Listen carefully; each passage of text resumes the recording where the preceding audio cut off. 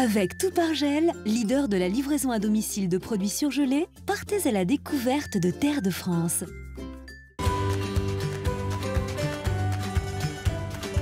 Je m'appelle Charlotte et je trouve qu'on vit dans un pays formidable. Les terroirs, la gastronomie, les paysages. Mais ce que j'aime le plus, sans doute, c'est les rencontres. Si comme moi, vous êtes convaincus que les plus belles découvertes se font souvent au bout de la rue, alors nous sommes faits pour nous entendre.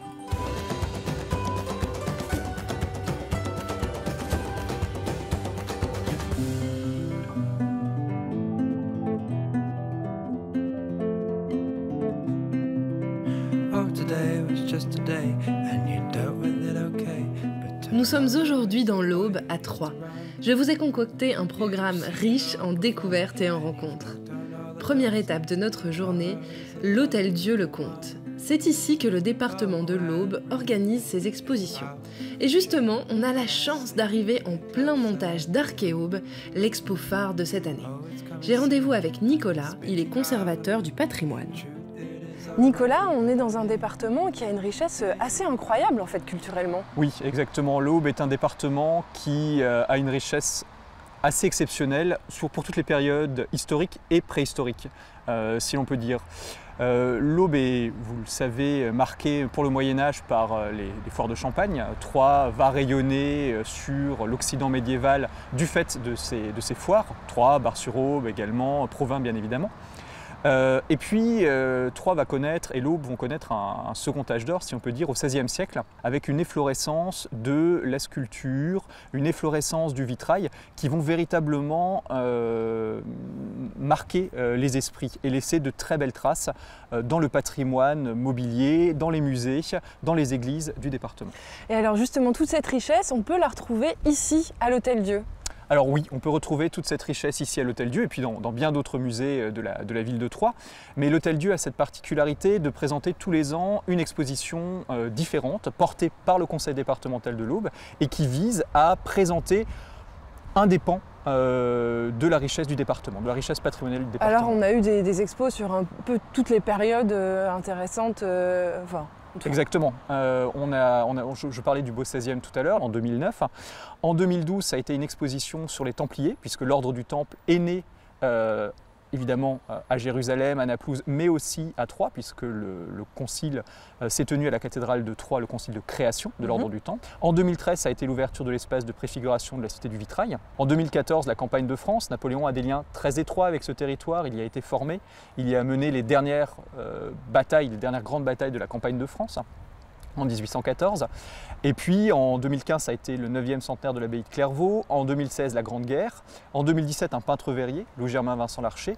Et là, cette année, en 2018, nous abordons un sujet qui nous amène hors de l'histoire, dans la préhistoire, dans la proto-histoire, puisque à travers l'exposition Archéaube des premiers paysans au Prince de Lavaux, on balaye quelques 6 millénaires d'histoire du territoire.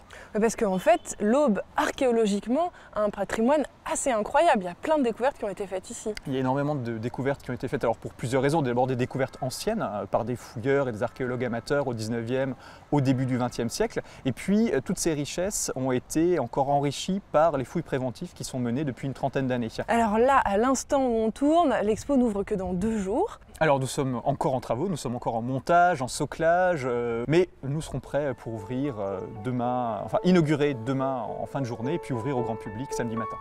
Et donc pour Terre de France, en avant-première, l'expo Archéaube.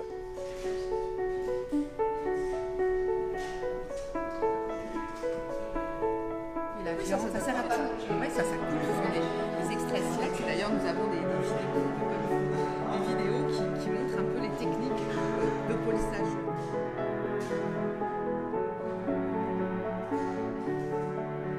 Là, on retrouve la carte du département, c'est ça?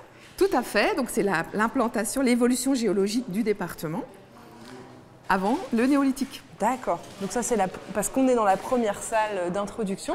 Alors, je vous présente Claudie, justement, qui a été aux manettes dans la préparation de cette exposition. Alors, une exposition que tu as voulu accessible. Voilà, l'archéologie est quand même un domaine bien particulier, bien compliqué à comprendre et donc il y a vraiment du scientifique, des choses à voir magnifiques, mais aussi accessibles de par ces dessins que l'on voit sur les murs. Oui, on se projette qui permet tout de suite voilà. de se projeter dans la vie de ces aubois, hein, entre guillemets, à l'époque du néolithique, du bronze et puis du fer. Alors justement, au néolithique, là on est dans la première salle de l'exposition qui en compte 3. Le néolithique, qu'est-ce qui se passe ici ? Alors, au néolithique. Au néolithique, donc les villages se forment, les gens se groupent aussi. La particularité du département, c'est ces échanges avec l'ouest et puis avec l'est. Ces gens qui viennent et qui passent dans l'Aube et qui pour certains s'arrêtent et amènent leur savoir-faire, leurs nouvelles techniques et leur façon de vivre qui est différente. Un département multiculturel où il y a eu beaucoup de passages, un peu comme ici aujourd'hui d'ailleurs, parce qu'on est encore voilà, là, on est dans le montage de l'exposition. Donc il y a des gens partout qui s'activent. Voilà, on entend les travaux qui ne sont pas encore terminés. Qu'est-ce qu'on trouve comme objet particulier dans cette première salle? Alors l'objet, c'est aussi les outils, c'est tout ce dont se servaient ces personnes du néolithique, donc beaucoup d'os, beaucoup de pierres, c'est l'âge de la pierre, le silex, le feu, les outils fabriqués en silex, en cornes d'animaux, tout était bon pour creuser, piocher, chercher avec de la matière minérale et animale. D'accord, donc on est vraiment plongé dans la vie quotidienne. Dans la vie quotidienne, à l'âge de pierre, voilà, c'est tout à fait ça. Et alors la salle suivante, qu'est-ce qu'on y trouve? Alors la salle suivante, c'est vraiment une révolution industrielle, c'est l'âge du bronze, avec cet alliage de cuivre et d'étain qui arrive chez nous. En fait, nous avons la chance d'avoir un fleuve, la Seine et l'Aube, qui fait que les gens se sont implantés auprès de ces cours d'eau, et ce qui fait que les échanges sont beaucoup plus faciles par voie navigable. On va la découvrir? Tout à fait. Claudie, moi je suis super impressionnée par ces armures parce qu'on s'imagine les hommes dedans en fait. Tout à fait. Elles ont été découvertes pas loin d'ici alors? Elles ont été découvertes à Marmès, oui. C'est le département à côté. Et donc elles servaient à protéger les hommes parce que déjà la guerre était bien implantée. Avec la découverte du bronze a été quelque chose d'incroyable pour tout ce qui est justement matériel, que ce soit des haches qui servaient aussi bien à se défendre qu'à travailler, que ces épées qui étaient fabriquées en série. Avec la fabrication des moules, on pouvait à présent faire des épées, multiples épées. Vraiment, c'est la première fois qu'on fabrique des choses pour tuer des gens. Exactement. Avant, c'était des massues, mais qui servaient aussi à autre chose. Exactement, l'âge de la guerre. Ça correspond aussi à une sédentarisation, à l'envie de défendre son territoire, c'est ça? À une richesse, à des élites qui s'implantent de plus en plus. Et il y a des bagarres, pour le territoire, enfin, rien n'a changé dans ce monde, c'est toujours pareil.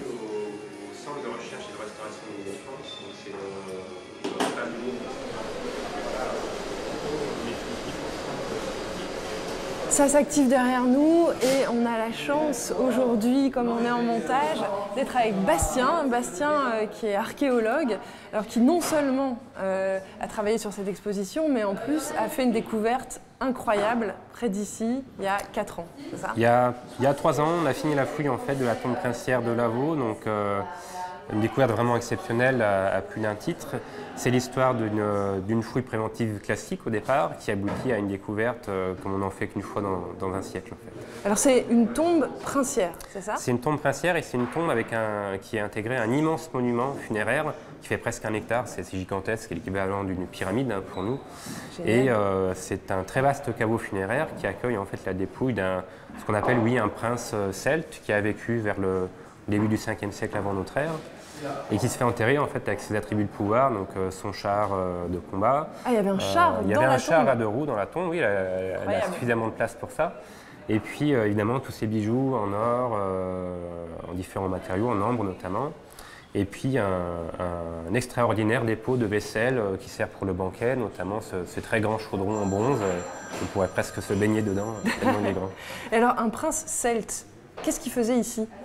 On est chez les Celtes, en fait, on est à la marge de ce qu'on appelle le domaine hallstattien, c'est-à-dire une entité géographique qui s'étend en aire des Alpes et qui partage, disons, une même organisation sociale au 6e, au 5e siècle avant notre ère, avec au sommet de la hiérarchie ces personnages très puissants que sont les princes, qui sont en contact avec les peuplades de la Méditerranée, qui échangent notamment du vin, des vaisselles précieuses, des choses comme ça, en contrepartie peut-être d'esclaves ou de métaux.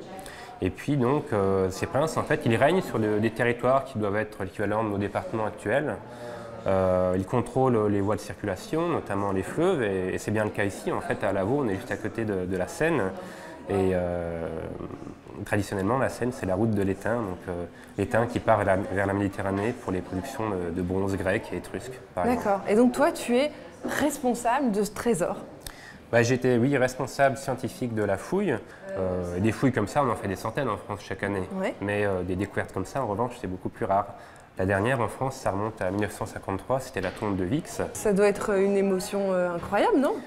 C'est une émotion incroyable. Déjà, c'est un cheminement pour se rendre compte de l'importance de la découverte. Et c'est une fouille où les surprises ne s'arrêtent jamais. On tombe d'abord sous le chaudron, on comprend que c'est un objet unique au monde. Et puis on gratte encore quelques centimètres, on tombe sur une céramique grecque. Qu'est-ce qu'elle fait là, à 2000 km de la Méditerranée? Ouais, c'est incroyable. C'est fou. Et on continue, on retrouve autant d'objets incroyables, le torque en or notamment. Et alors tous ces objets, ou en tout cas une partie, se retrouvent ici dans l'exposition Archéaube. Et puis donc elles sont dans cette salle qui est dédiée à l'âge de fer. Voilà, c'est la troisième salle, donc la salle de l'âge du fer. On va découvrir un peu les ancêtres du prince, en tout cas ceux qui ont façonné ces premiers réseaux de contact avec la Méditerranée, qui ont échangé du bronze notamment. On va trouver notamment l'ancêtre du prince avec son épée en fer.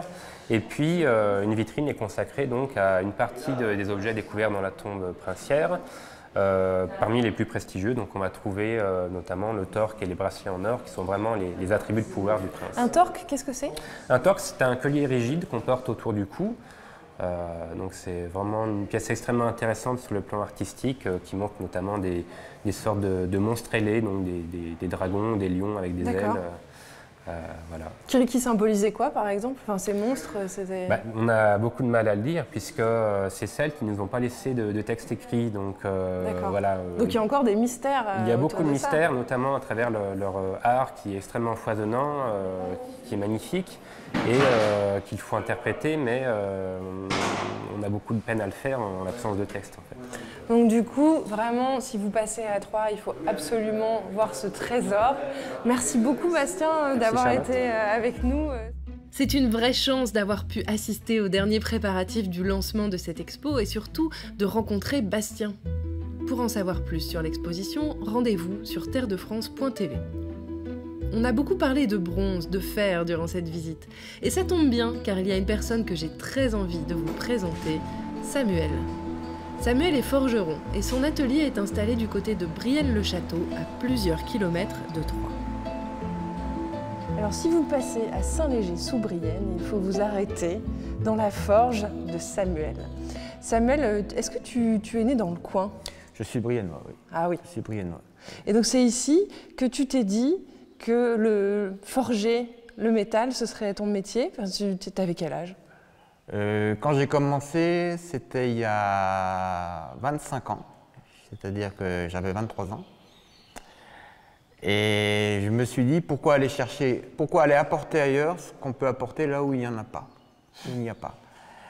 Ça ne sert à rien d'apporter dans des endroits où il y a tout ce qu'il faut, en art, en culture, et puis de laisser tomber des endroits qui sont un peu délaissés à ce niveau-là. Enfin, c'est ton métier, mais c'est une passion aussi? C'est une passion, moi je ne conçois pas de vie sans passion. C'était un peu Saint-Augustin qui disait celui qui se perd dans sa passion est moins perdu que celui qui perd sa passion. Tu fais des choses de tailles complètement différentes. Complètement différentes. Alors il y a les choses, il y a les ouvrages, il y a les œuvrements, comme on appelle, qui sont destinés aux clients, et puis il y a les choses que je fais par pure fantaisie, qu'on voit ici par exemple. Alors qu'est-ce qu'on a ici par exemple? Alors ici, une guitare. Une guitare voilà, que j'avais un petit délire. Ça, c'est un Christ que je voulais mettre sur la tombe de ma regrettée grand-mère, que je n'ai pas mis parce que j'ai eu peur qu'on me le vole. Et cet escargot, il a toute une histoire. Il a une histoire, cet escargot, c'est-à-dire que j'ai toujours été assez long au travail. Et pour me moquer de moi et de ceux qui se moquaient de moi, j'ai fait un escargot et je l'ai pris comme symbole de l'entreprise. C'est ton emblème. C'est mon emblème, voilà. Et donc, par exemple, un escargot comme ça, c'est combien de temps de travail? C'est 25 heures. Ah oui, quand même. Voilà, oui. Et donc les pièces les plus grandes, après, c'est plutôt des portails, c'est ça? Jusqu'à 3 mètres d'eau, pas au-dessus, parce qu'après ça pose des problèmes de manutention. Voilà. Tu fais aussi des pièces pour des églises, hein? Oui, je fais des pièces pour des églises. Et quoi par exemple? Alors des grilles, j'en ai fait quelques-unes, des grilles, des entrées de serrure, quelques mobiliers, parce que je travaille également un petit peu le bois. Et puis j'aime bien laisser, vu qu'une église c'est communautaire, c'est pour tout le monde, j'aime bien laisser dans les églises des choses qui soient accessibles à tout le monde. Alors Samuel, là c'est donc de l'inox qui est déjà en train de chauffer, c'est ça? Oui, c'est ça. Et donc juste avant, qu'est-ce que tu as fait? Tu as découpé? Bon, on a pris un morceau dans une barre. Voilà. D'accord, parce Voilà. qu'en fait cette matière première, c'est ça, c'est des grandes barres de métal. Ce sont des barres qui sont livrées en 6 mètres de long. Voilà. Ok. Donc on la découpe et on la met à chauffer, et là ça fait combien de degrés? Là, elle est à 800 degrés, 850. Ok. Et donc l'inox, quelles sont les particularités de ce matériau-là? Alors l'inox, comme son nom l'indique, est inoxydable. Ouais. Et en plus, c'est un matériau noble qui contient du chrome, du nickel, et qui est facilement polissable, qui ne se ternit pas. Et après, qu'est-ce que tu vas faire alors? J'ai déjà ébauché la tête au pilon, au marteau pilon, et après je ferai les détails. Voilà. D'accord. L'objectif, c'est de faire une tête de quoi? Une tête, un bestiaire, ce qu'on appelle un bestiaire, une bestiole, qui fait partie d'un bestiaire comme on en trouve dans les cathédrales, les gargouilles, qui est purement imaginaire et qui sort de là. Voilà. De ta tête. Voilà. Et ça prend combien de temps à réaliser par exemple une tête de dragon? Ça dépend si ça va ou ça va pas. Si je suis de bonne humeur, ça va bien. Si je suis fatigué, ça va moins bien. Ça dépend, c'est très aléatoire. Mais par exemple, des fois, ça peut dépendre du climat, de l'humidité dans l'air, ou c'est plus... Non, c'est purement... s'il fait mauvais, je suis de mauvaise humeur, donc ça va plus difficilement. Voilà.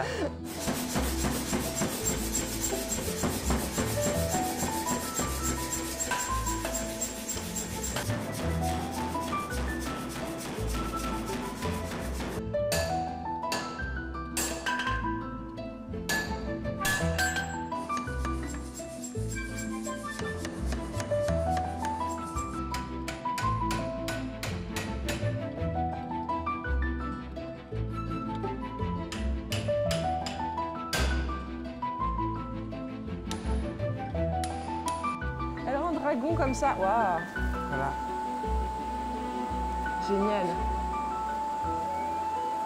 Bon, il n'est pas terminé, il faudra encore le polir, le poncer. Enfin, le poncer aux disqueuses, le polir, et puis faire les détails, voilà. Et en le polissant, il va reprendre une couleur différente, c'est ça? Il sera luisant, on pourra se voir dedans, quoi. Alors ce genre de dragon, par exemple, tu les fais pour des grilles. En fait, la différence entre un portail industriel et un portail fait par toi, c'est la façon de travailler qui est complètement différente, en fait, c'est ça? Alors, il y a deux choses. Il y a d'une part la façon de travailler, qui est peu orthodoxe, et puis la nature du travail, de l'ouvrage. C'est-à-dire que moi, je fais des plans, et une fois que l'ouvrage est terminé, les plans sont détruits. Il n'y en a qu'un.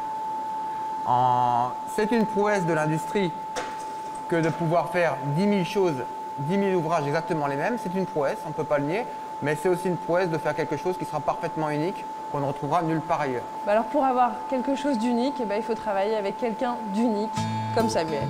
Merci.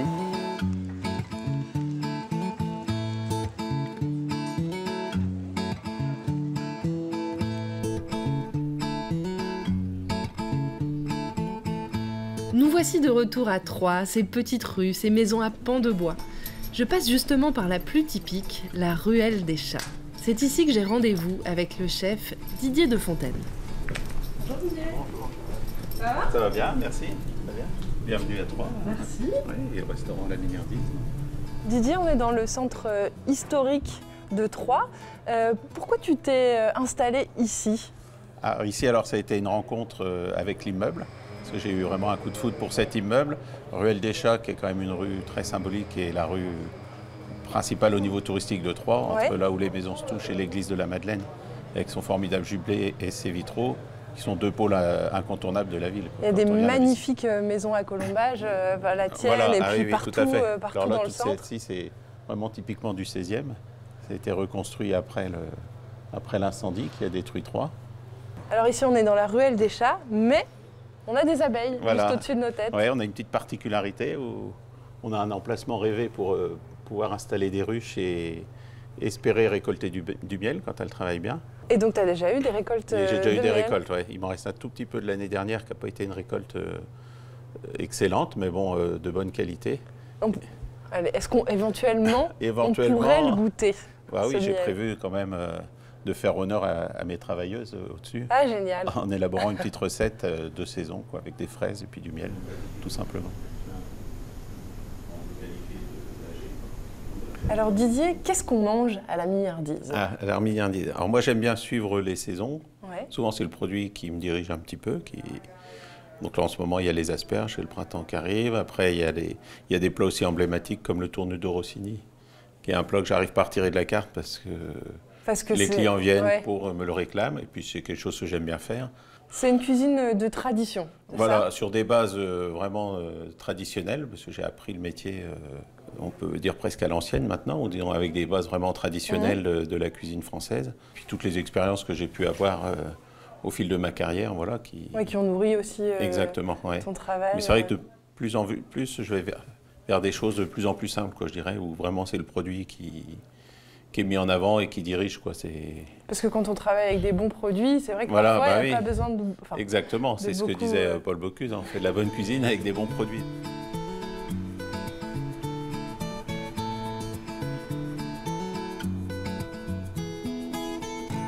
Didier, rien qu'à voir les couleurs qu'il y a sur ton plan de travail, moi j'ai déjà l'eau à la bouche.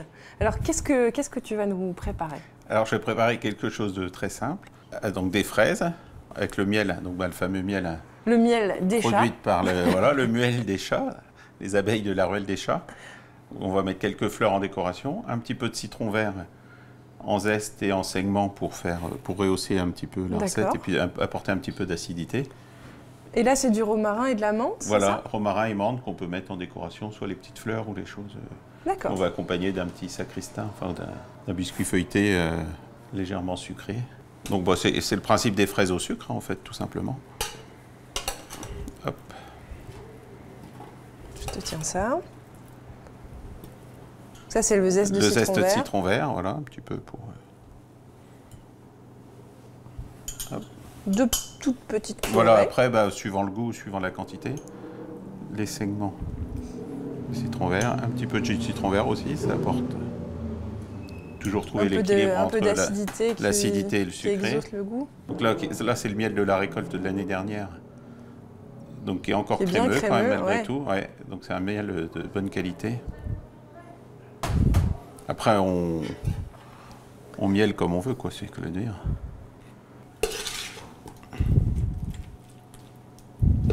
Ouais, ça commence à devenir un peu, voilà, un peu du sirop qui... Exactement, ouais.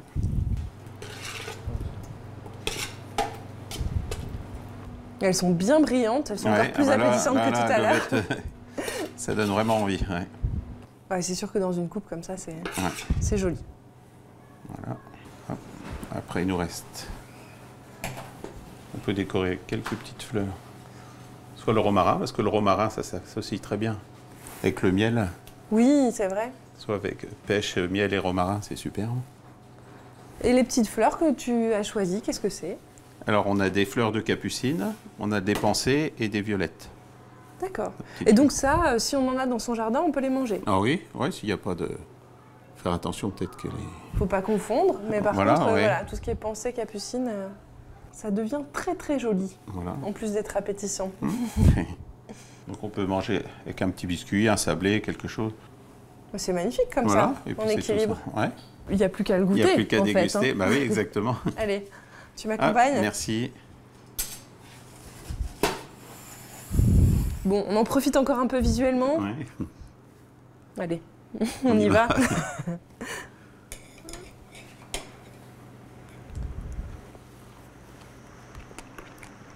Bon, voilà, des bons produits, l'imagination d'un chef, et on est bien.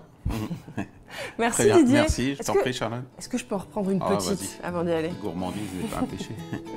C'est une recette de saison et surtout très simple à refaire chez vous, alors n'hésitez pas. Si vous souhaitez la revoir, vous connaissez le chemin. terredefrance.tv